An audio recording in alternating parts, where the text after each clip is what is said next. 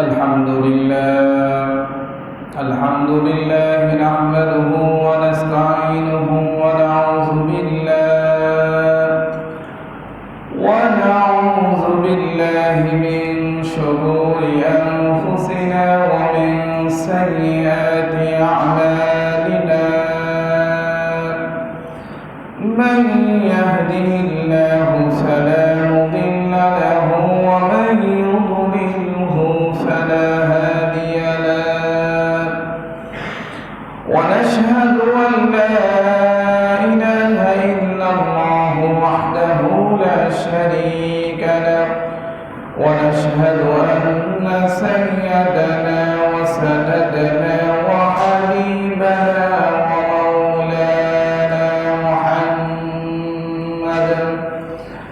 الذي أرسله بالحق بشيرا ونذيرا وداعيا إلى الله بإذنه وسراجا وقمرا منيرا فقد قال الله تعالى في كلامه المجيد وفي فرقانه الحميد أعوذ بالله من الشيطان الرجيم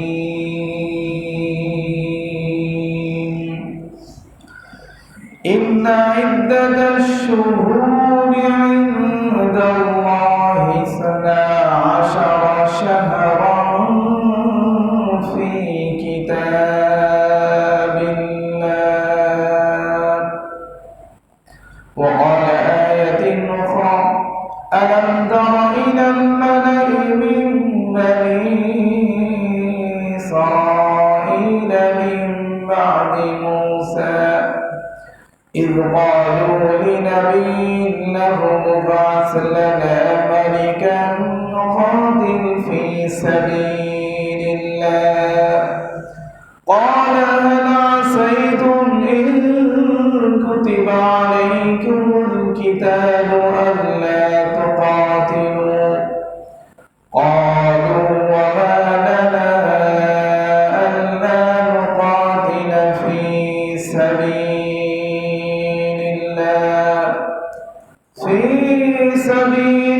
الله وقد أخرجنا من ديارنا وأبنائنا فلما كتب عليهم القتال تولوا إلا قليلا منهم والله عليم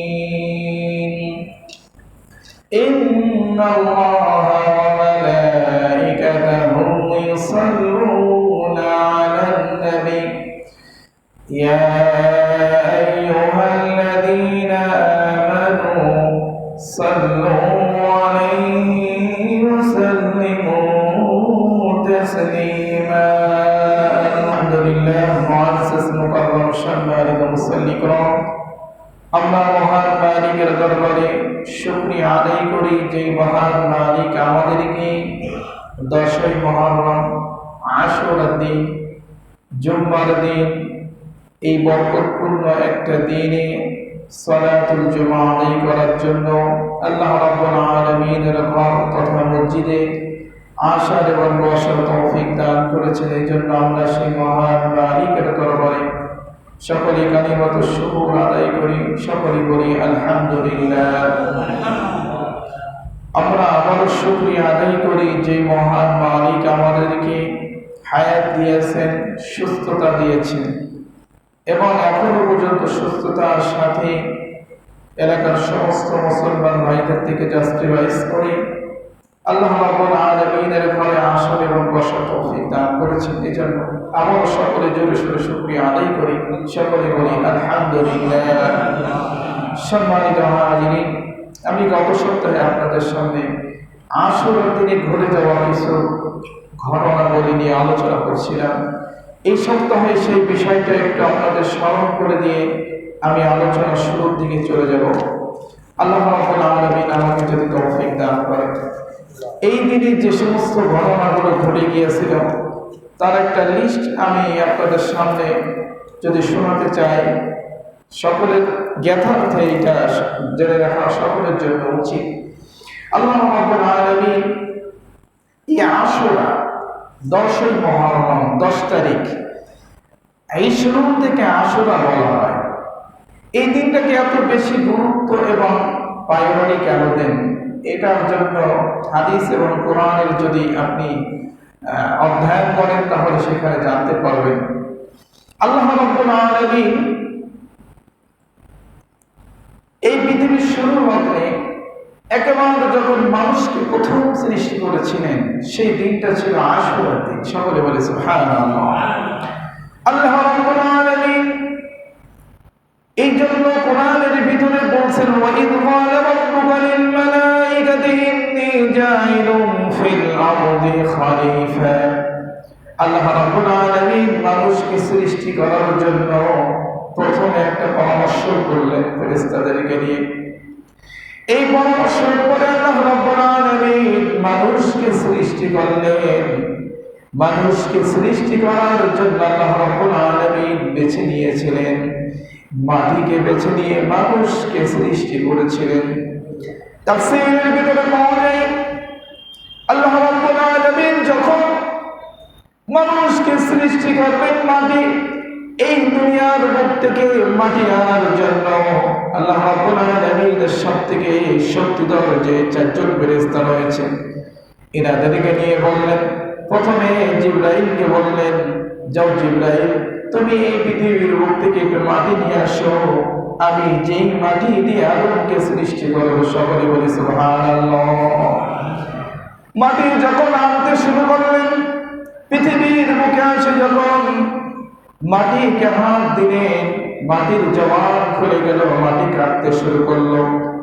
মাটি বলল, এই আমাকে তুমি নিও না, আমাকে যদি তুমি নিয়ে যাও এই মাটি দিয়ে যদি মানুষকে সৃষ্টি করা হবে, এই মানুষ আল্লাহর ইবাদত করবে না, আল্লাহর নাফরমানি করবে, যার কারণে কিয়ামতের ময়দানে এই মাটির তৈরি মানুষকে আল্লাহ রাব্বুল আলামিন জাহান্নামের ভিতরে দিয়ে দিবে।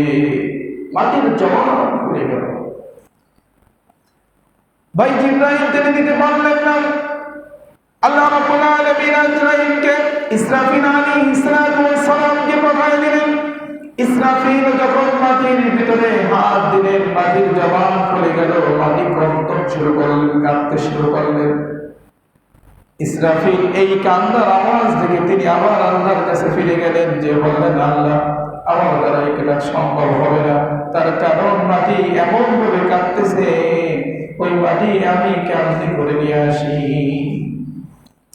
আল্লাহ রাব্বুল আলামিন তৃতীয় ফেরেশতা হযরত মিকাইল আলাইহিস সালামকে দায়িত্ব দিয়ে দিলেন, বললেন, যাও তুমি নিয়ে যাও এই মাটি নিয়ে আসো দুনিয়ার রূপ থেকে। যখন দুনিয়ার রূপ থেকে মাটি আনতে শুরু করলো, মাটির জবান চলে গেল। মাটি বলল, আমাকে তুমি নিয়ে যাও না, এই মাটি দ্বারা এক শ্রেণীর মানুষকে আল্লাহ রাব্বুল আলামিন সৃষ্টি করবে, যারা আল্লাহর বেশি নাফরমানি করবে। নাফরমানি করতে করতে চরম পর্যায়ে পৌঁছে যাবে। আল্লাহ রাব্বুল আলামিন কিয়ামতের ময়দানে তাদেরকে জাহান্নামে দিবে। আল্লাহ রাব্বুল আলামিন সর্বশেষ হযরত আজরাইল আলাইহিস সালামকে পাঠিয়ে দিলেন মাটি আনার জন্য।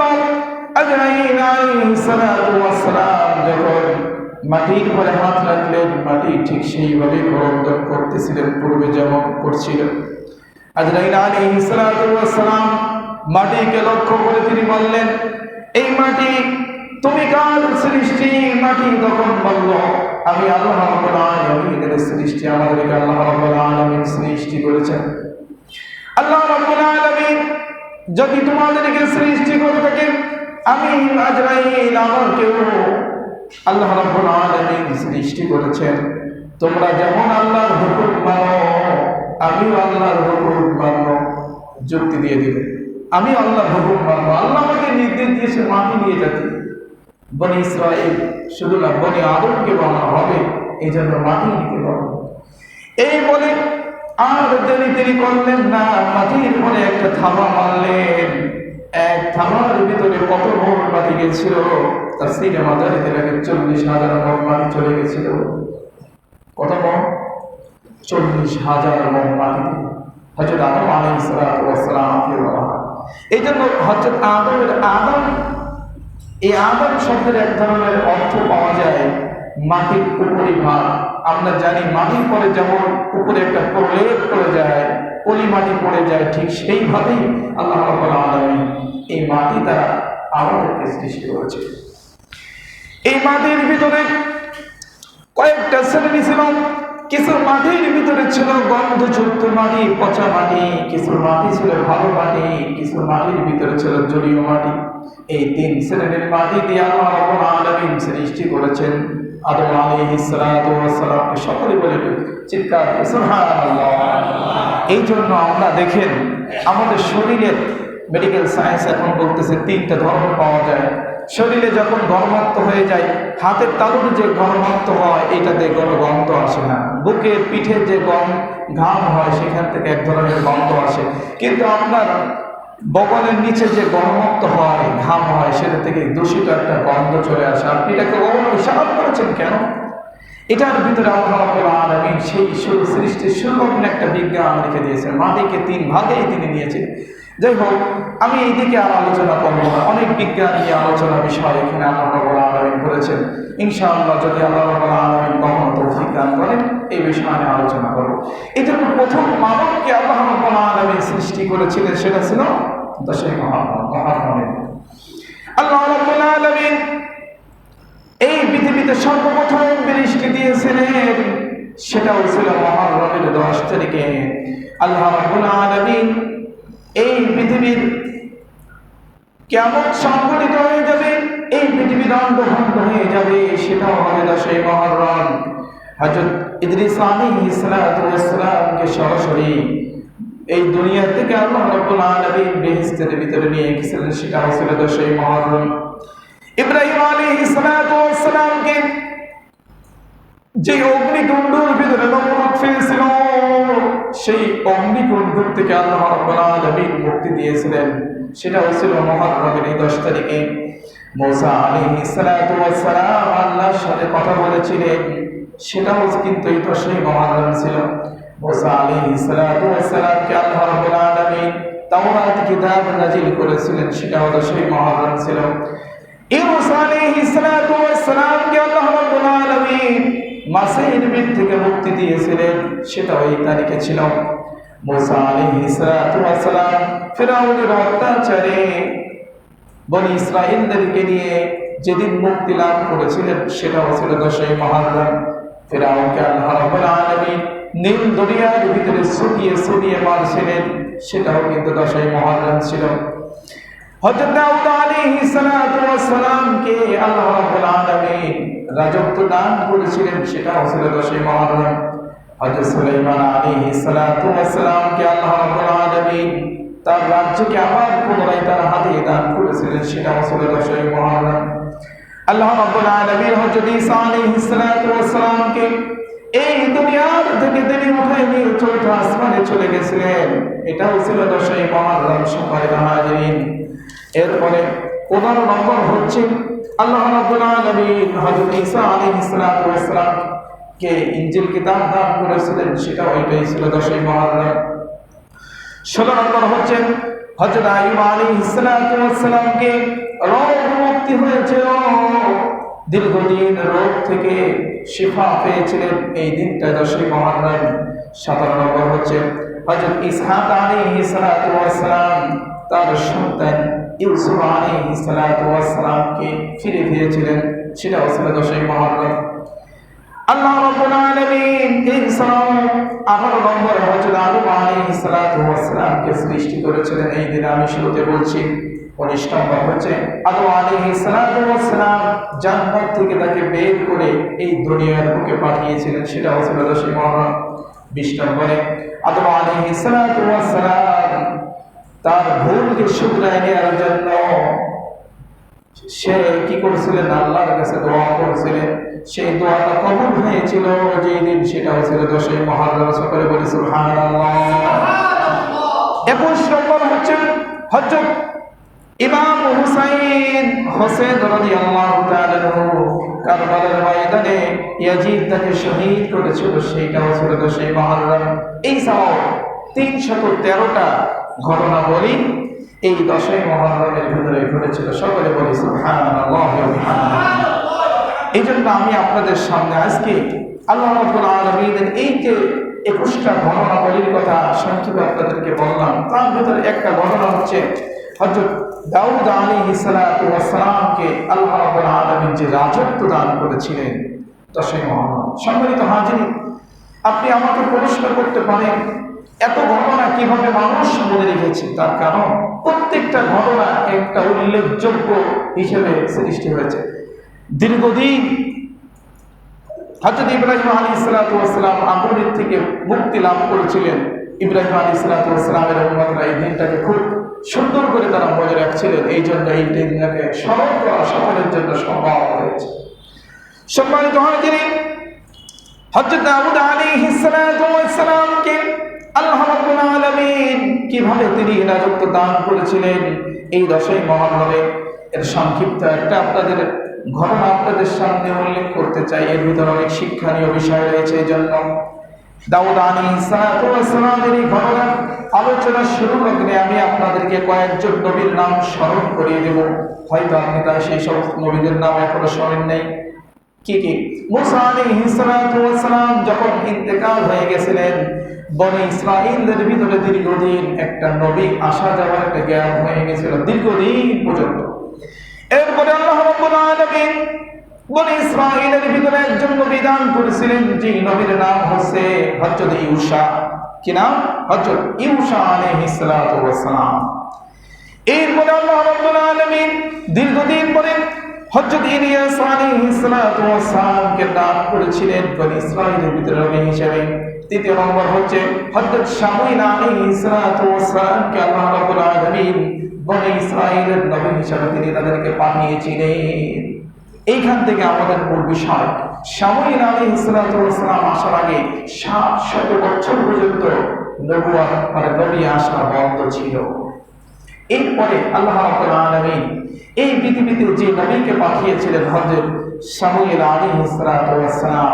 শামুয়েল আলাইহিস সালাতু ওয়াস সালাম যখন নবী হিসাবে বনি ইসরাঈলের ভিতরে আগমন করেছিলেন, আগমন করার পরে ওই সময় একজন বাদশা ছিল, যে বাদশার নাম হচ্ছে বাদশা তালুত। এই তালুত বাদশা কি করতো? অত্যাচার শুরু করতেছিল। বাদশা তালুত এবং জালুত বাদশা কি করতেছিল? বনি ইসরাঈলদের উপরে অনেক অত্যাচার নির্যাতন শুরু করেছিল। এত বেশি অত্যাচার করেছিল, ইতিহাস সাক্ষ্য দেয় যে বাদশা জালুত যখন বনি ইসরাঈলদের উপরে অত্যাচার করতে একটা চরম পর্যায়ে পৌঁছায় গেছিল, তখন তারা একটা পর্যায়ে আল্লাহর কাছে দোয়া করতেছেন, আল্লাহ রাব্বুল আলামিন এই বাদশা জালুতের থেকে আপনি আমাদেরকে মুক্তি দান করে দিন, এই অত্যাচার আমরা সহ্য করতে পারতেছি না।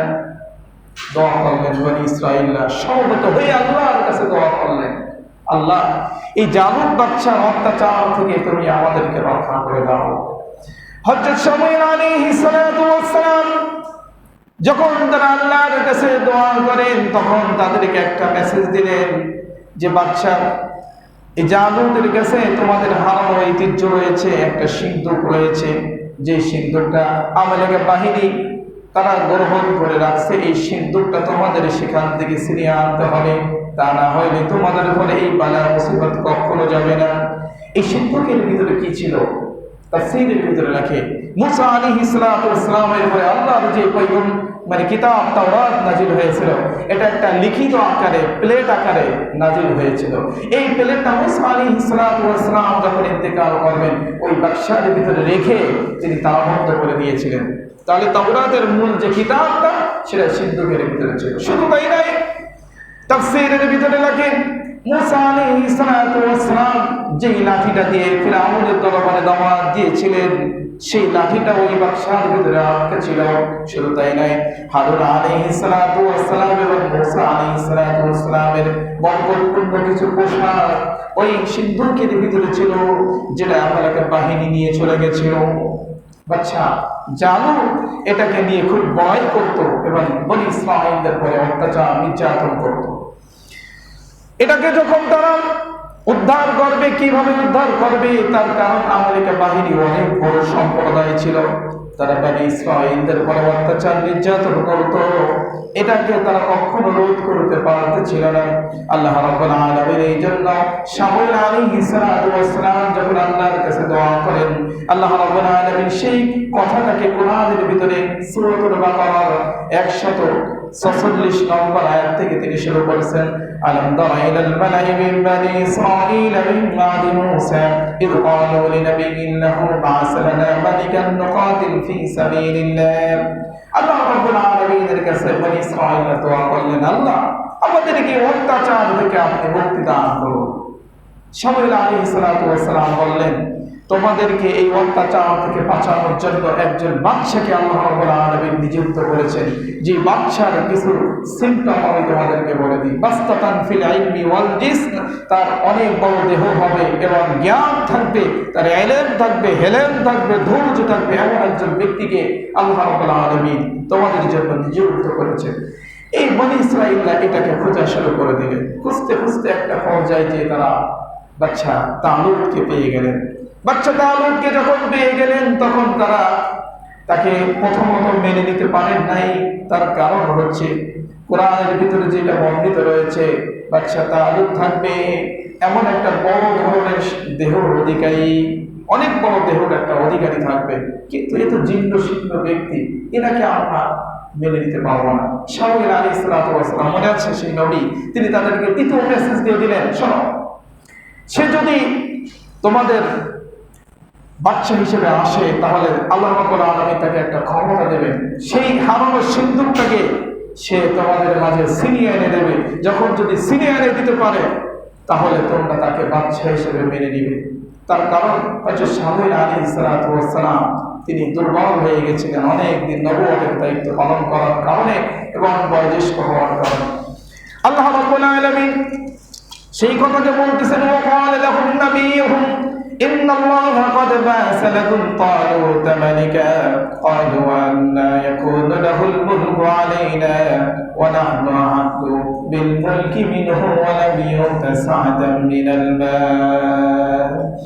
আল্লাহ রাব্বুল আলামিন যখন তাদেরকে এই ঘোষণাটা দিয়ে দিলেন, তখন বনি ইসরাঈলরা তখন তাদের নেতাকে খোঁজার জন্য চতুর্দিকে ছোটাছুটি করতে লাগলো। একটা পর্যায়ে তারা তাদের নেতাকে নির্বাচন করে ফেললেন। নির্বাচন করার পরে বাচ্চা তালুত জালুতের বিরুদ্ধে যুদ্ধ করার জন্য তিনি বের হচ্ছেন। বাচ্চা জালুতের বিরুদ্ধে যখন যুদ্ধ করার জন্য বের হচ্ছেন, ঠিক সেই মুহূর্তে সেই বাচ্চা জালুত যে সিন্ধুকটাকে নিয়ে তারা তাদের সম্প্রদায়ের ভিতরে রেখে দিয়েছিল, সেই সিন্ধুকের ভিতরে কি কি ছিল মনে আছে? এক নম্বর তাওরাতের সেই মূল কিতাবটা তার ভিতরে ছিল।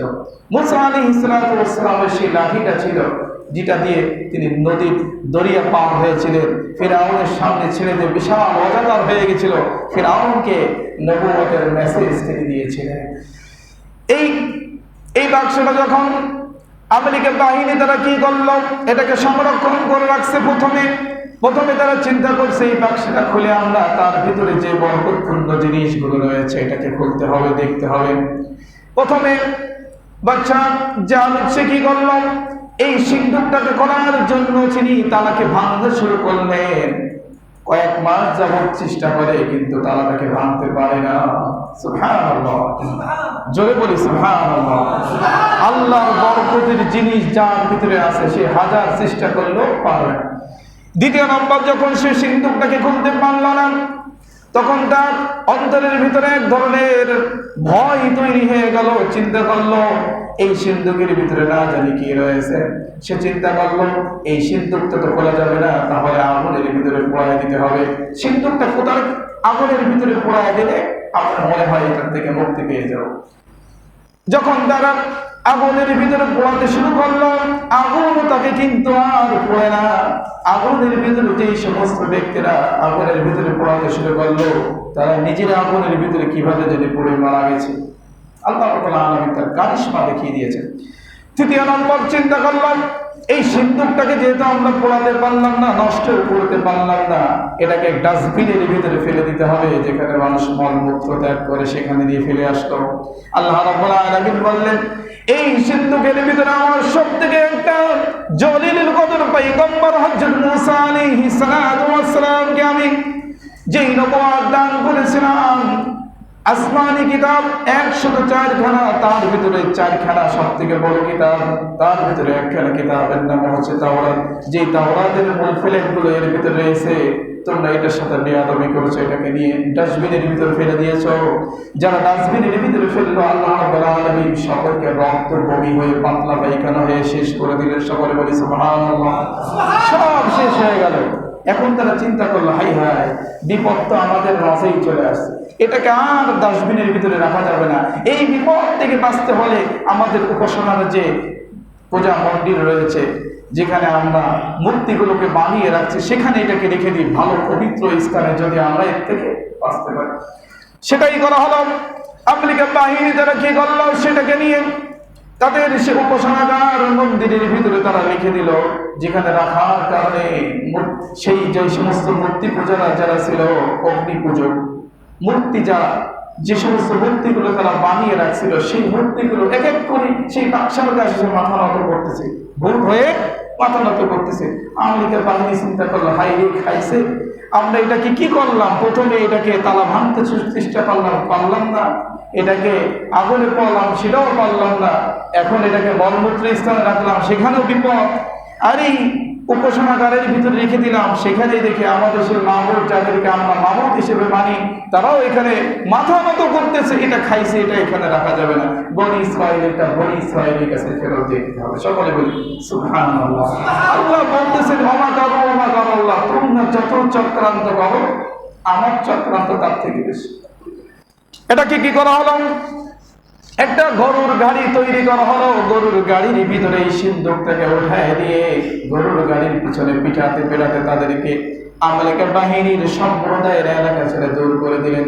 ওইদিকে বাদশাহ তালুত কি করেছিলেন, এই সিন্দুককে আনার জন্য আমেরিকা বাহিনীর কাছে আসতেছেন, মনে আছে? সে আমেরিকা বাহিনীর সেই গেটের কাছে এসে দেখতেছে একটা গরুর গাড়ি রয়েছে, যার ভিতরে দুইজন ফেরেশতারা হাঁকাতে হাঁকাতে এই সিন্দুকটাকে নিয়ে তার কাছে এসে সমর্পণ করেন। সে বাদশা তাআলুত বললেন, যখন আমার কাছে সমর্পণ করে ফেরেশতারা বলছেন তাকে নিয়ে, বাদশা আপনার কাছে আল্লাহ রাব্বুল আলামিন পৌঁছায় দিতে বলছেন, পৌঁছায় দিলেন, আপনারা নিয়ে চলে যান। বিনা যুদ্ধে সেখানে সে তার বাহিনীর কাছে যখন এই সিন্দুকটা নিয়ে চলে গেছেন, যাওয়ার পরে তারা তাকে বাদশা হিসেবে মেনে নিয়েছে, তার কারণ তাদের সে হারানো ঐতিহ্যকে ফিরে পেয়েছে। সম্মানিত হাজিরিন, এই ঘটনা বলার উদ্দেশ্য কি, সামনে আসতেছে, অপেক্ষা করতে হবে। আমেরিকা বাহিনী যখন যুদ্ধ শুরু হয়ে গেল, এরপরে আমেরিকা বাহিনী চিন্তা করলো, আমাদের সেই বাক্সটাকে নিয়ে গেছে বনি ইসরাঈলদের সাথে আমাদের এখন যুদ্ধ করতে হবে, বনি ইসরাঈলদেরকে মেরে সাফ করে দিতে হবে, তার কারণ আমরা হচ্ছে বাস্তবান ফিলাই, আমরা অনেক শক্তিশালী, বনি ইসরাঈলকে মারতে হবে। আল্লাহ রাব্বুল আলামিন এদিকে ঘোষণা দিয়ে দিলেন, শুধু তোমরা সিন্দুকটাকে বিজয় করলে হবে না, বনি ইসরাঈলের যে সম্প্রদায় আমেরিকা বাহিনী তারা মূর্তি পূজা করে, তাদেরকে তোমরা শেষ করে দিতে হবে। তার কারণ যদি তোমরা তাকে শেষ না করতে পারো, এই পৃথিবীটা আল্লাহ আল্লাহ বলার কোনো মানুষ থাকবে না, সব মূর্তি পূজা হয়ে যাবে। এই জন্য দাউদ যখন আল্লাহ রাব্বুল আলামিন এই মেসেজটা দিয়ে দিলেন কোরআনের ভিতরে, وقال لهم نبيهم إن آية ملكه أن يأتيكم التابوت فيه سكينة من ربكم وبقية مما ترك آل موسى وآل هارون تحمله الملائكة। বাদশা দাউদ যখন এটাকে নিয়ে চলে আসলেন, তখন আল্লাহ রাব্বুল আলামিন যুদ্ধের জন্য যখন বলা হয়েছিল, বলার পরে আল্লাহ রাব্বুল আলামিন তার সৈন্যদেরকে তৈরি করা শুরু করলেন। বনি ইসরাঈলের ভিতরে মধ্যে মুজাহিদ যারা, তাদেরকে তৈরি শুরু করলেন, আমেরিকা বাহিনীর বিরুদ্ধে আমাদেরকে লড়তে হবে। যখন তারা প্রস্তুতি নিলেন, একটা টিম তৈরি করে যুদ্ধের জন্য প্রস্তুতি নিচ্ছেন। সেই টিমের ভিতরে হাজারো মানুষ ছিল, কিন্তু তারা যুদ্ধ করার জন্য প্রস্তুত হয়নি। তার কারণ আমলিকা বাহিনীর ভিতরে বাচ্চা জালুত ছিল খুব অত্যাচারী জুলুমবাজ। এর বিরুদ্ধে কেউ যুদ্ধ করতে চাইত না। যখন বাচ্চা জালুত তার সেনাবাহিনী তৈরি করলেন, তৈরি করার সময় আল্লাহ রাব্বুল আলামিন তাকে একটা মেসেজ দিয়ে দিলেন যে এই তোমার টিমের ভিতরে একটা ছোট বালক থাকবে, এই বালকটাকে তোমরা নিয়ে যাবে। এই বালকটাকে যদি তোমরা নিয়ে যাইতে পারো তাহলে তোমাদের জন্য যুদ্ধে বিজয় লাভ হবে। এই বালকটার নাম ছিল হযরত দাউদ আলাইহিস সালাতু ওয়াস সালাম। এখনো তিনি নবী নবুয়ত লাভ করেননি।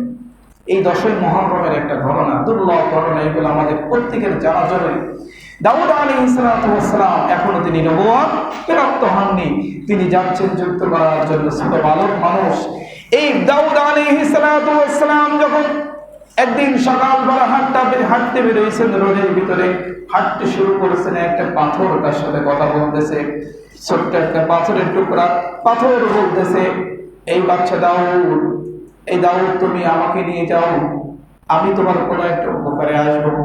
আমি এমন একটা পাথর, যেই পাথরটাকে হযরত হারুন আলাইহিস সালাম তার শত্রুর মোকাবেলা করার জন্য আমাকে ব্যবহার করছিল।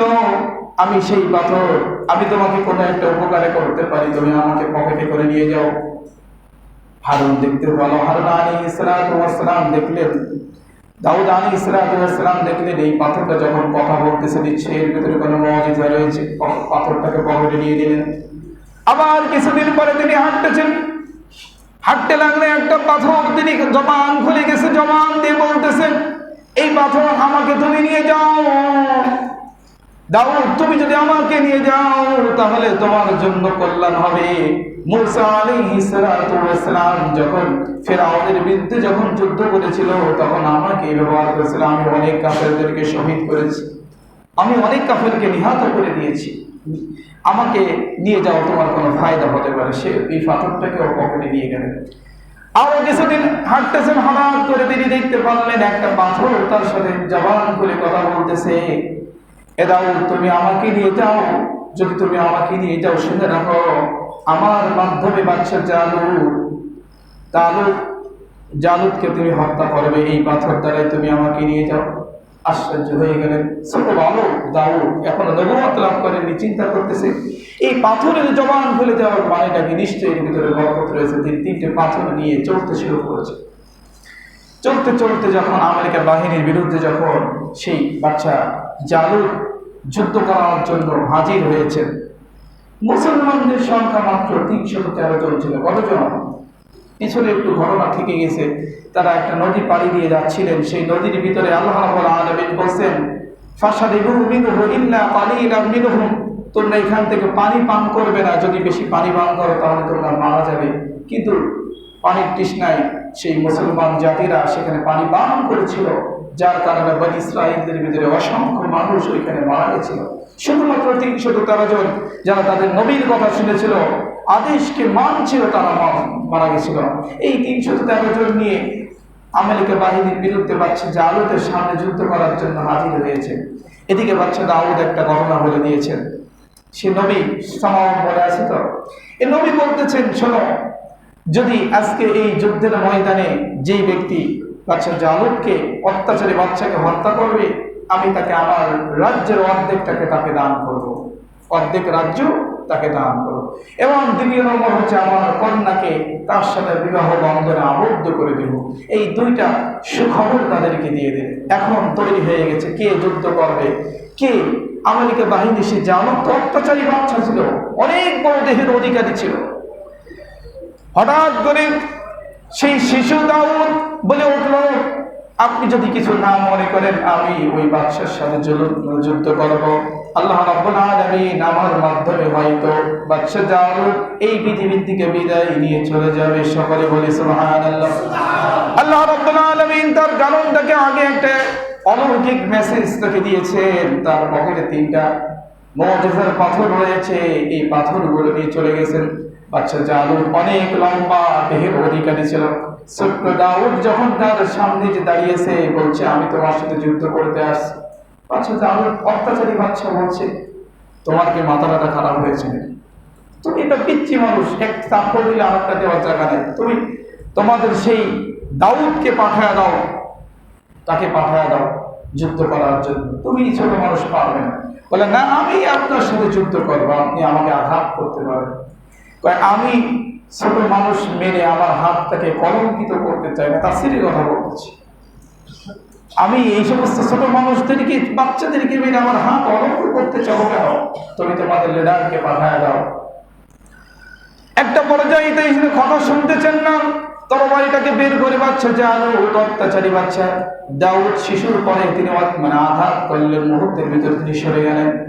সরে যাওয়ার কারণে তার তরবারিটা জমিনের ভিতরে লাগলো। একটা পাথর ছিল, পাথরটা কেটে দুই দিকে ছড়িয়ে গেল। এত বড় অত্যাচারী বাচ্চা কেমন শক্তি দিয়ে তিনি দাউদ আলাইহিস সালামের উপর অত্যাচার আঘাত করেছিলেন। দাউদ আলাইহিস সালাম বললেন, এইবার তুমি প্রস্তুতি নাও বাচ্চা জালুত, তুমি প্রস্তুতি নিতে থাকো, এবার আমি তোমাকে আঘাত করবো। পকেট থেকে এক টুকরা পাথর বের করেছে। উনি দেখে হাসতেছে, শোনো, তোমরা 313 জন মুজাহিদ আসছো আমেরিকা বাহিনীর হাজার হাজার মানুষের বিরুদ্ধে যুদ্ধ করার জন্য। আমি আমার স্ত্রীকে বলে আসছি, আটার খামির তৈরি করে এই 313 জনকে পকেটে করে নিয়ে আসবো, রুটি দিয়ে পিষ্ট করে আটা বানিয়ে রুটি বানিয়ে আমি খেয়ে ফেলবো। অহংকারের সাথে কথা বলছে। ঠিক সেই মুহূর্তে আল্লাহ নাম দিয়ে বিসমিল্লাহ বলে আল্লাহু আকবার বলে একটা পাথর মারছে। একটা পাথর তার ডাইন হাতটাকে ওড়ায় নিয়ে চলে গেছে। বহুমুখী সুবহানাল্লাহ, আল্লাহর নামের কি বরকত! এই একটা পাথর যখন মেরে দিল, বাচ্চা জালুতের ডান হাত উড়ে চলে গেল।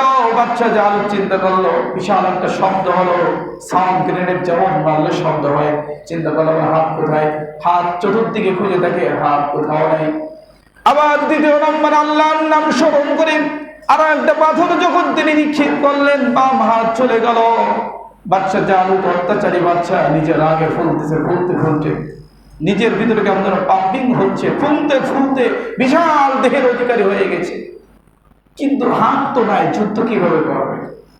আল্লাহ রাব্বুল আলামিনের নাম স্মরণ করে হযরত দাউদ আলাইহিস সালাম দ্বিতীয় নম্বর পাথরটা মারলেন।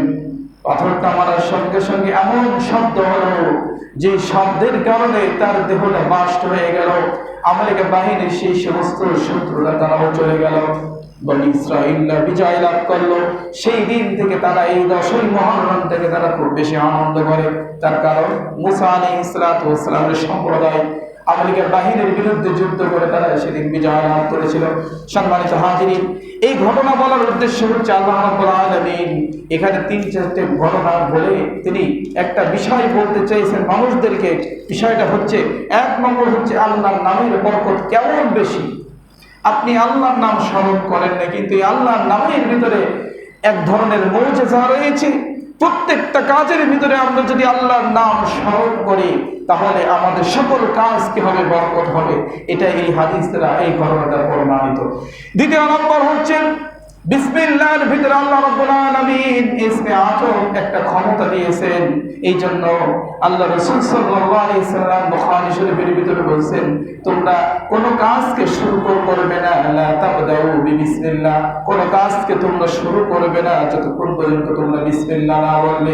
বিসমিল্লাহ না বলে আমাদের কোন কাজ শুরু করা আমাদের কারোর জন্য উচিত না। দ্বিতীয় নম্বর শিক্ষা মনে থাকবে ইনশাআল্লাহ, আমরা প্রত্যেকটা কাজ শুরু করার শুরুতে, ইভেন কি খাওয়ার শুরুতে বিসমিল্লাহ। বাসার থেকে যখন বের হবো, বিসমিল্লাহি তাওয়াক্কালতু আলাল্লাহ, আলহামদুলিল্লাহি সুবহানাল্লাযী সাখখারা লানা হাযা ওয়া মা কুন্না লাহু মুকরিনিন। এই দোয়া পড়ে যদি কোনো ব্যক্তি ঘর থেকে বের হয়, হাদিস শরীফের ভিতরে আছে, ওই ব্যক্তি ঘর থেকে বাইর হওয়ার পরে ঘরে আসা পর্যন্ত সকল জায়গায় তার আল্লাহ রাব্বুল আলামিন তার স্পেশাল ফেরেশতাদের মাধ্যমে তাকে কি করবেন, নিরাপদে রাখবেন। সকলে বলি সুবহানাল্লাহ। আমরা কি করি, নিজেরা সামনে হাজির থাকি, বের হচ্ছি, গাড়ির নিচে চাপা পড়ে কিনা, ডাকাতি ছিনতাই করে নিয়ে যায় কিনা, এই চিন্তায় আমাদের বিহর। আপনি আল্লাহর নাম স্মরণ করে বিসমিল্লাহি তাওয়াক্কালতু আলাল্লাহ, আলহামদুলিল্লাহি সুবহানাল্লাযী সাখখারা লানা হাযা ওয়া মা কুন্না লাহু মুকরিনিন, এটা বলেই আপনি বের হয়ে যাবেন। আসা এবং যাওয়ার ভিতরে আল্লাহ রাব্বুল আলামিন সকল প্রকার বালা মুসিবত উঠায় দেবেন। সকলে বলে সুবহানাল্লাহ।